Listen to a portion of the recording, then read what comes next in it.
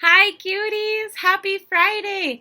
And I'm so excited today is Friday because we are going to do our Google Meet meeting today. I cannot wait! I can't wait to see your guys' faces and talk to you and see what you guys have been up to. So excited. But first, we're going to do our read aloud, then we're going to spend some time on iReady, and then later on at 4 o'clock, we're going to get on to that Google Meet meeting, okay? So, before we start, let's listen to our joke. Alexa, tell me and my students a joke. Did you hear about the ninja dog competing at Westminster? She won best in no show. There was a dog competing in a ninja competition, and she won best for no show because when you're a ninja, you have to be so fast so no one sees you and stuff like that, right? So that was her award. All right. We're going to read chapter 13 and 14 today, so our video is going to be a little bit longer, just because reading takes a little bit of time, right? And then we will go over your expectations for the rest of the day, okay? All right, so chapter 13, and remember we are reading A Long Pitch Home by Natalie Lorenzi. Let's go, chapter 13. After the icebreaker, Mrs. Wu tells us to stand in a giant circle around the classroom. She stands in the circle with us, holding a foam ball as big as a melon. We're going to clear out our summer brains with a fun, easy math warm-up, she says, and everyone breaks into grins. I have never done math before with a ball, or standing up, or with everyone smiling. This will be a first. Mrs. Wu opens her mouth to say something else, then stops and waves toward the door. A man with yellow hair and the beginnings of a beard stand in the doorway, his hand raised in a wave. Mr. Jacobs, come on in. He strides into the classroom with a clipboard. On his way over to Mrs. Wu, he gives one boy a high five. Not coming with me this year, buddy, Mr. Jacobs says. The boy grins. I passed my reading test, he says, and stands up straighter. I saw a man, Mr. Jacobs smiles, with flying colors. Flying colors must be a good score because Mr. Jacob high-fives the boy once more. Mrs. Wu gives the boy a thumbs up. I imagine Mrs. Wu doing this gesture in front of my teachers in Pakistan, and I can't help it. A laugh escapes. I slap, because remember, thumbs up is, doesn't mean the same in Pakistan. It's something, bad in Pakistan. Maybe not something bad, but it's something that they don't use in Pakistan. I don't remember exactly what they said, but I remember him telling Baba over Skype that's what they do. They do thumbs up here in America, and his dad was like, what? And yeah, so I remember that, but I don't remember exactly what, or if they went into detail about it. We'll have to look it up. Let's see. I slap my hand over my mouth because he starts to laugh on accident. The boy with flying colors narrows his eyes. I want to tell him I'm not laughing at him, but now everyone is looking at me, including the teachers. Uh-oh. Mrs. Wu waves me over. Bilal, this is Mr. Jacobs, the ESL teacher. You'll be going with him for a bit this morning. Mr. Jacobs shakes my hand. Great to meet you, Bilal. What do you say? You ready? What I want to say is no. I am not ready to leave for ESL class. Not when we are about to play a math game. But I have no choice. I follow Mr. Jacobs into the hall where 3 kids are waiting. None of us says a word as we head outside into the morning sun. I wonder if the others think it's weird that we are leaving the school building. Almost there, folks, Mr. Jacobs says. We round a corner of the school and head up a ramp to another building. Not big and brick like the school, but smaller and square with the color of sand. When we get to the door at the top of the ramp, Mr. Jacob passes his badge over a gray box next to the door. There's a beep and a click, and the door unlocks. Whoa. This must be a very important building if you need a badge to beep you in. It doesn't look very important inside, though. It smells a little damp, and our footsteps make hollow sounds as we walk. We come to a door that reads, "Welcome," in about 15 different languages. I find the Urdu, Khush Amdeed, and it feels like it is there just for me. Mr. Jacob unlocks the door. "Come on in." He swings one arm wide and we file in past him. A U-shaped table surrounded by dark blue plastic chairs takes up half the room. The sun streams in through a small window into a neat stack of papers on Mr. Jacob's desk. 3 of the walls are bare, and the 4th one is full of photos and posters. One says Istanbul, another Rome, and 2 are somewhere in China. I scan the wall for a poster from Pakistan, but I don't see one. I take a look around if you'd like. No one moves at first, so Mr. Jacobs waves us over to the display of photos on the wall. Up close, I can see that Mr. Jacobs is in most of them, sometimes alone and sometimes with other people. There's one of Mr. Jacobs on a camel in front of a pyramid, another of him standing on the steps of the Great Wall of China, and one where he is standing next to a pretty lady with long, dark hair who is holding a yellow-haired baby on a beach. He names the places in the photos, but there are no photos of Pakistan. The girl standing next to me says she's from a place called Colombia. She seems excited about the photo of Mr. Jacob standing on top of some fort overlooking the sea. "Okay, everyone," Mr. Jacob calls, "let's take a seat." We gather around the U-shaped table. You've seen my photos and heard a little bit about my travels. Now I'd love to hear about your first country. First country? The boy next to me asks. Mr. Jacob nods. Some people call the place where they come from their home country, but after a while the United States might feel like home to you, too. I don't say this to Mr. Jacobs, but I can't ever imagine feeling at home here. I grew up in lots of different places, Mr. Jacobs explains, and I didn't live here in the United States until I was 9 years old. Where you live, someone asks. My parents were missionaries. He pauses and takes in our confused faces. A missionary is someone who goes to another country to help people. We nod, although I don't really understand. What kind of help? So we lived in China, Nepal, Tanzania, and Bolivia. I tried to imagine living so many places in 9 years. I raise my hand. Bilal, you don't have to raise your hand in here. With only 4 of you, we can take turns talking and still be respectful when it's someone else's turn. I glance at the boy next to me and he shrugs as if to say, "Look, I'm not used to this either." I ask, You like moving all those times?" Mr. Jacob thinks about this before answering. "Not back then, but later I figured out that the hardest part of moving is right before you move. That's when you know what you'll be missing. Your friends, the certain places, but you don't know yet what you'll be getting. You'll have friends in your new town. You just haven't met them yet." I do not want to disagree with Mr. Jacobs, but for me, the hardest part of moving is now, or maybe the hardest part was saying goodbye to Baba. I decide they are 2 different kinds of hard that cannot be compared. Mr. Jacobs taps a marker on the edge of the table. "Okay, now for introductions. We'll each say our name." He uncaps the marker and writes something on a small whiteboard. Then, where we are from, one thing we miss, and one thing we like about living here. One girl speaks up for the first time. "What if nothing I like here?" Mr. Jacobs adds something in parentheses to the whiteboard and holds it up for us to see. So the first thing was, "My name is blank." The second thing is, "I am from blank."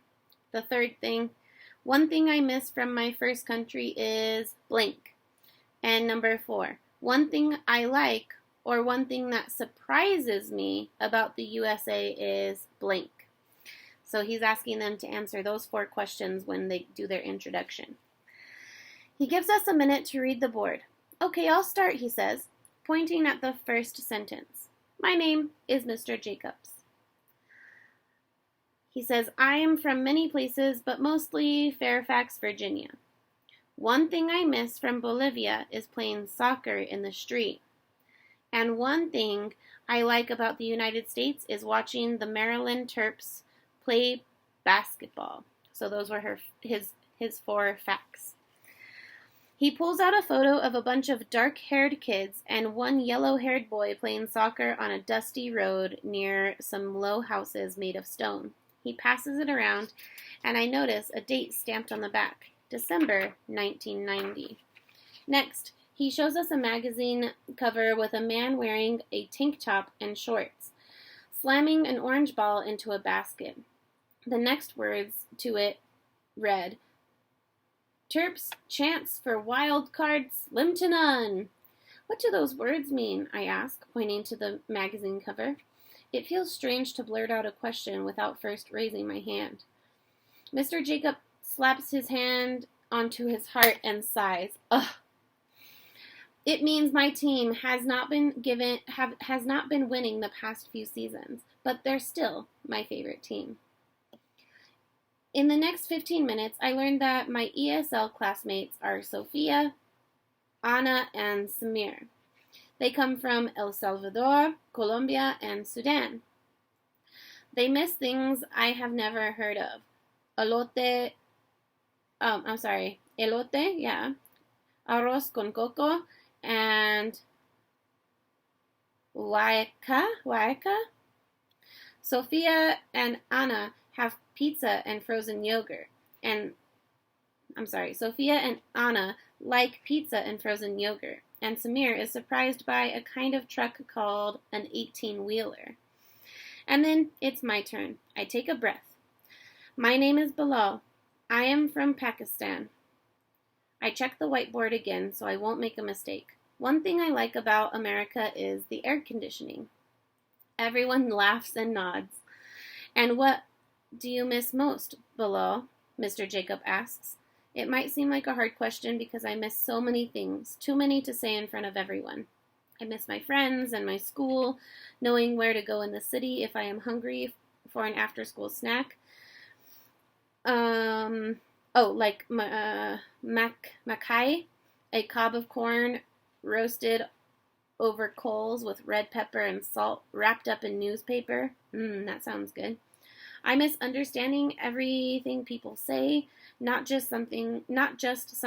I miss cricket and searching for pebbles at Hawke's Bay and seeing the green sea turtle babies hatch from their eggs and scuttle across the sand into the water. But this question is actually an easy one because of the word most. I look at my hands, my voice went quiet when I say it. The thing I miss most is my father. Everyone is silent. I wonder if maybe I should have said a different answer, something funny or interesting. But then Mr. Jacob asks, who else misses family in their first country? All 3 of my classmates raise their hands, and I feel a little better. Not because I am happy they miss their families, but because I am not the only one. When you feel alone, it is better to feel alone together. Lunch at this school is nothing like lunchtime at my old school. There is no food stand. There's a whole huge kitchen in the back with 2 counters long enough to fit 10 kids across. There are plastic spoons instead of metal ones, and tiny cartons of milk instead of glass bottles of Coca-Cola poured into bags. Instead of paying in rupees, I have to punch in my lunch number on a keyboard. Luckily, Ami made me memorize my number. Jose sits next to me, although he spends his whole lunch talking to the boy across from him. Jordan picks at her food down at the other end of the table, and it looks like her lunch is going about as well as mine is. The girls nearby talk. Sorry, guys. Goodness. The girls nearby talk around her like she's not even there. Then again, she doesn't seem to mind. She doesn't even try to talk to anyone. A girl with a dark brown braid down her back says something that makes the other girls drop their forks and lean in. Not Jordan. She just takes another bite of spaghetti, staring down at her pink foam tray. Mrs. Wu strides into the cafeteria and heads for our table. Are we ready? She motions for us to stand, sending chair legs scraping against the tile floor. The class forms a line, and I follow the other kids to a side door. Yes, recess time, Jose says. Now I will finally discover what recess is. The heat hits me like a wall when I step outside. I stop for a moment and squint into the bright sun. In Karachi, it is hot, hotter than here sometimes, but I'm not used to going from cool buildings into this heat. Most kids race towards the playground or the grassy field, so recess must be games period. I scan the crowd trying to find someone I recognize, but I don't spot anyone I know. All the kids run around laughing and talking like they've known each other their whole lives. That's great, you'll be training with the developmental team. Jordan's voice comes from right behind me. She comes and stands next to me, arms folded. Thank you. I wonder why she thinks it is so great when she is the Cardinals pitcher. Maybe she is making fun of me. But then she says, Uncle Matt says this is your first time ever playing baseball. He told me you played some other sport back in Pakistan that's kind of like baseball. I nod. Cricket. I can tell by the look on her face that she does not know cricket. We play with a bat and a ball, but it is not so much like baseball. She shrugs. You're a good pitcher. But not a good batter. Jordan doesn't say this, of course, but she must think it. Congratulations on being a Cardinal. Are you happy? No? You are happy, no? I remember how she looked when no one clapped for her. Kind of. She kicks a pebble. I mean, I love playing the game, but I can tell the other guys don't want me to be on their team. I don't know what to say to that. Jordan slips her hands into her pockets. My dad taught me to play when I was little. He was my coach back in Illinois. I smile. My father was my cricket coach when I was little. He played on the national team. Jordan raises an eyebrow. Wow, he must be really good. Yes, a long time ago, but he never plays now. He hurt his knee. Jordan nods. A bum knee is the worst. Unless you're a pitcher, she grins.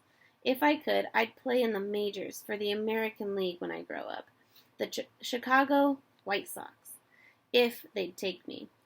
Then I wouldn't have to bat. I'd just pitch. I don't understand everything she said, but I did get the part about some pitchers not having to bat. I grin.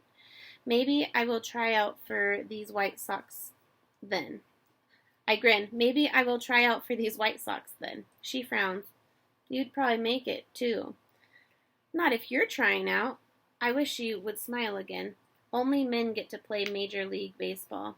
Oh, I think for a minute. In cricket, there is a World Cup for women's teams, but it is not so popular like the men's World Cup. Jordan shrugs. At least they have a World Cup to play in. No women's teams are in the Baseball World Cup.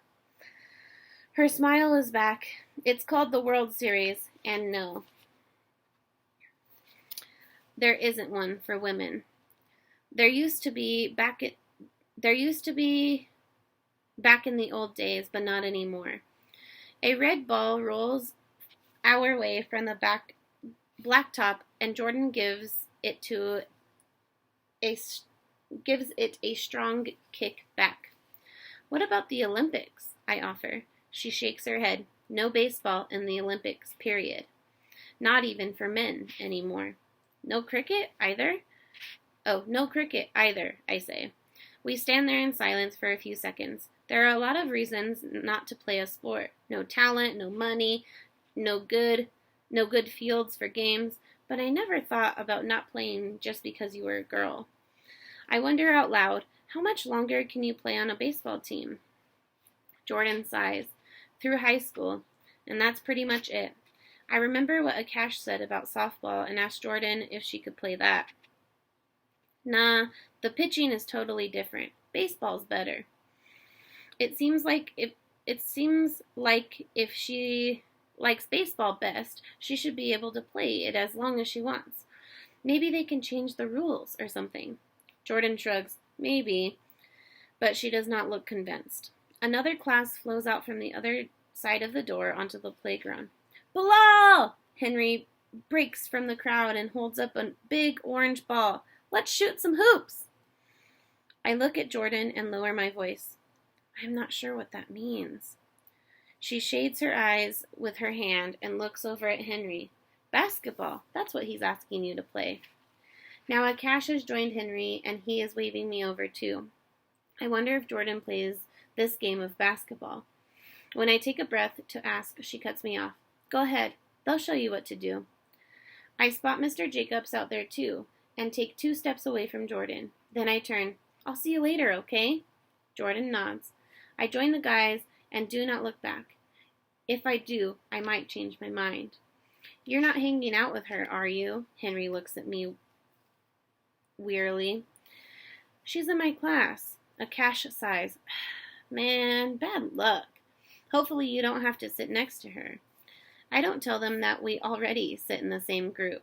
I also don't tell them that I am glad to know at least one person in my class, even if that one person is a girl. We reach the blacktop where Mr. Jacob stands under one of the baskets. He raises his hand in a wave. Hey, Bilal, you and your friends up for a game? My friends. It feels good to have friends. We join the game, and it only takes about 3 minutes for me and everyone else to discover that basketball is yet another American sport that I am not good at. Uh-oh. Mercifully, Mrs. Wu finally blows a whistle and holds up her hand, sending kids running into line. Jordan stands a few kids behind me. Her hands are shoved into her pockets, and the toe of her shoe digs a hole in the dirt as we wait for the last of the stragglers to join the line. I feel worse for Jordan than ever. I should ask her to play basketball with us next time. Maybe Akash and Henry would get to know her and be her friend too. But then I think of the way they acted when they saw me standing next to her. When our line starts moving, I turn away from Jordan and follow everyone back inside. Chapter 14. September passes and still no Baba. The Cardinals practice 3 afternoons a week, and our developmental team practices on the field next to theirs. We aren't a team, really. We don't play real games, we don't have real uniforms, and we don't even have a real name. Henry decides to fix the name problem, and we vote on the phoenix as our mascot. It's a bird, but better than a cardinal, Henry says. Apparently, it is a mythical bird that rose from some ashes. Coach Matt calls that a metaphor for our team, which I don't really understand. No matter what we are called, it is painfully obvious that we, Phoenix, are not ready to be Cardinals. Akash told me how to figure out my batting average, and it's .120. I think it's a big improvement considering my average used to be .000. But it's still not good enough for the Cardinals. The one good thing about practicing next to the Cardinals is that I can study Jordan's pitches and try to figure out how she strikes out so many players. Sometimes she pretends not to be ready, and then she lets the ball fly. Other times she actually yawns, and you think she's getting tired or bored, but then the ball is suddenly in a catcher's mitt, and you don't even know what happened. The best part of practice is definitely the pitching clinics, when it's just me, Coach Pablo, and Jordan. Coach Pablo teaches us how to be better pitchers, while the other kids learn how to be better catchers or shortstops or whatever position they play. During pitching clinics, everyone knows I have to work with Jordan, so no one suspects that sometimes we talk about non-baseball things, like our fathers and our homes before we came here. But I have to stay focused and work harder to become a great pitcher like Jordan. I have to practice batting and catching with a glove. I have to move up and play with the Cardinals, so Baba will keep his promise to get here in time to see me play a real game. Okay, folks, Coach Matt calls. Time for some conditioning. There's a groan that sounds a lot like Jack, and Coach Matt folds his arms. Anyone who doesn't like that can go home. Silence.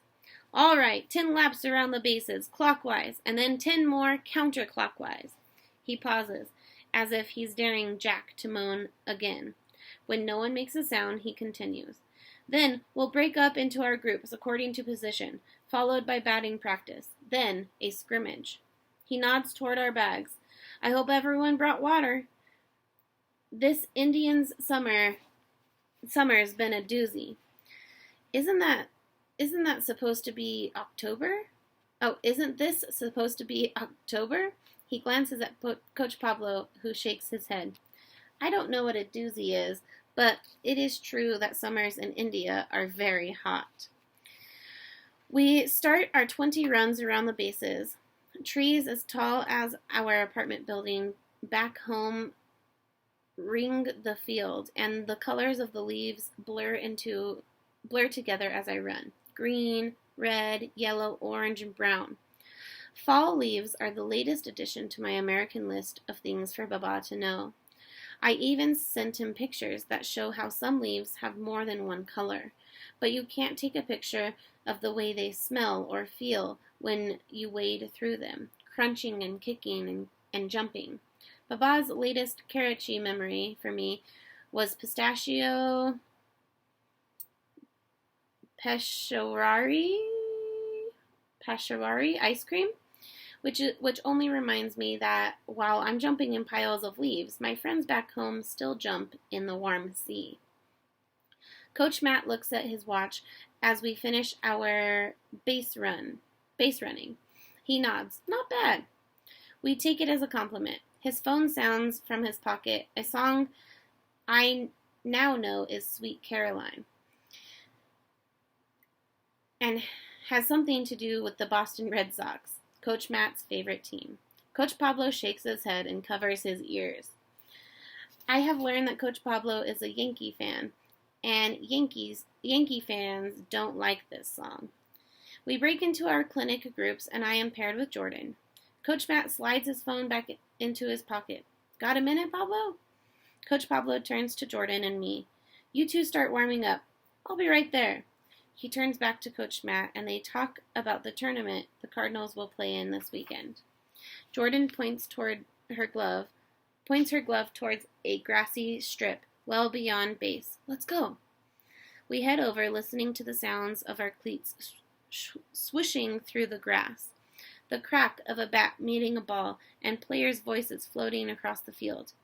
Jordan breaks the sound of baseball with a question. So when is your dad getting here? I slow my steps, and Jordan falls back to match my pace. I don't know. He always says soon, but... And I leave it at that. Jordan sighs. It's never soon enough. I know. How long is your father in Afghanistan? The muscle in her jaw tightens. 3 months so far. He spent a whole year there before, 2 different times. When will he come home? Jordan picks up her pace. Her eyes on the cars that snake along the road beyond the field. Next summer. I start to ask why she is here and not in the place called Illinois, but she breaks into a jog. You can pitch first, okay? She calls over her shoulder. I stop where I am and I wait for her to turn. She finally does, slipping on the catcher's mask and punching her glove 3 times before crouching and turning her glove out. Ready? She calls. I nod, lift my right knee, and send a slow pitch. She catches it easily, stands, and throws it back, all in a series of fluid movements. She almost looks bored. When I get to my last pitch, a fast one, I draw in a breath. I know her fastest pitches are faster than mine, but I want to make this one a good one. I don't know why, but I want to show her that I am getting better. I raise my right knee like always. I pull my left arm back as my right arm stretches forward, keeping my balance. I stay like that for a few moments, and Jordan's bored expression is replaced by another one, curiosity. Before she can wonder another second longer, I let the ball fly, hurling it through the thick mid-October air. Jordan catches it easily, but she shakes her head as she studies the ball in her glove. Then she stands and nods once. Okay, my turn. I pull on the catcher's mask and get into position, but I slip off my glove for the first slow pitches. After she sends her medium pitch, my hand stings. I want to shake it out and flex my fingers, but I don't. I do slip my glove on for the fast pitch though. Even if I can't catch as well with it on, I'm not stupid. Jordan nods. I nod back and send up a small prayer to Allah that this ball will miss my knee and my shoulder and my head and find its way into my glove. It does. I don't even need to move my glove. It's like the ball decided it was meant to be there. As I stand to stretch out my legs, Coach Pablo jogs over. Sorry about the delay. I toss in the ball. No problem, Coach. I just saw some excellent pitching. He nods at Jordan and then turns to me. Nice job catching, Bilal. I wonder if he knows I wasn't really catching. It was just holding the glove in the right place at the right time. We work for another half hour with Coach Pablo before Coach Matt calls us over for a practice scrimmage. As we get closer to the dugout, I spot Henry whispering something to Aiden, and they laugh. I turn to Jordan. I need some water. Before she can answer, I am jogging toward the dugout. When I get there, I dig through my bag, pull out my water bottle, and join the rest of the team. I don't stand anywhere near Jordan. Coach Matt pats the shoulder of a boy we've never seen before, then calls, All right, folks, quiet down. He turns to the boy. This is Sebastian. He and his family just moved to D.C., and he's looking for a team. Sebastian waves. Hey, he says, and we say hey back. I heard he's also trying out for some powerhouse team up in Maryland, Akash says. Or maybe he'll end up being a Cardinal. I shrug. I just hope he's not a pitcher. The scrimmage begins, and Jordan is on a roll, as Jalal would say. We get 2 outs, one when Jack strikes out, and one when Nate's ball is caught in the outfield. Sebastian is up next, and I pray he gets out so I can start pitching instead of worrying about batting. Sebastian saunters over to home plate like he's got all the time in the world. Jordan wears her usual calm expression. She doesn't seem nervous at all about pitching to someone new. Sebastian taps the base once with his bat, then moves around to the other side of the base. He lifts his bat, ready to go. He is a lefty, like me. Jordan's mask of calm indifference slips for a moment while she adjusts her stance. Before she pulls her arm back, she bites the corner of her lip, and I can tell she isn't sure about this Sebastian. She fires off a fastball, faster than any ball she's ever sent my way. Sebastian may be a southpaw like me, but unlike me, he can hit. He sends Jordan's fastball over everyone's head, where no infielder can reach it. The outfielders scramble below the ball's path as it traces an arc before falling back to the earth in an empty patch of field. By the time someone snatches it up, Sebastian is already rounding third base and heading home. His foot lands on home plate in a spectacular cloud of dust. No one even tried to throw the ball to Akash, and he takes off his catcher's mask, shaking his head. Jordan has her hands on her hips, her eyes narrowed under the shadow of her cap. I'm up next. Even though Jordan strikes me out as usual, I can tell it doesn't make her feel any better. We practice until the sun sets and the lights go on, the sky a glowing orange that fades to purple. I walk to the dugout to get my bag. Henry points his chin in Jordan's direction as she marches off towards the parking lot. Did you guys see what happened out there? Akash's eyes grow wide. Man, she totally choked. Henry's laugh is mean. It finally took a lefty to show her she's not perfect. I don't mention that I am a lefty, and she strikes me out all the time. Henry smirks. What a show-off. I start to say that Jordan isn't showing off. Sorry, I thought I stopped the video. She really is that good. But then Henry gives me a friendship shoulder punch and says, you could outpitch her any day. I give him a friendship shoulder punch back and leave it at that. That's the end of chapter 14. Yeah. Just making sure I did not skip a page for some reason. All right. So we read our 2 chapters for today. What I'd like you guys to do now is I want you to go spend 20 minutes on iReady Math and 20 minutes on iReady Language Arts. And then I will be posting another video here in just a second to show you guys how to get onto the Google Meet. So come back to our playlist to check that out so you guys can see exactly how to get there. And then, then we will be doing our Google Meet meeting at 4 o'clock today. 4 o'clock. I'll see you then. Bye.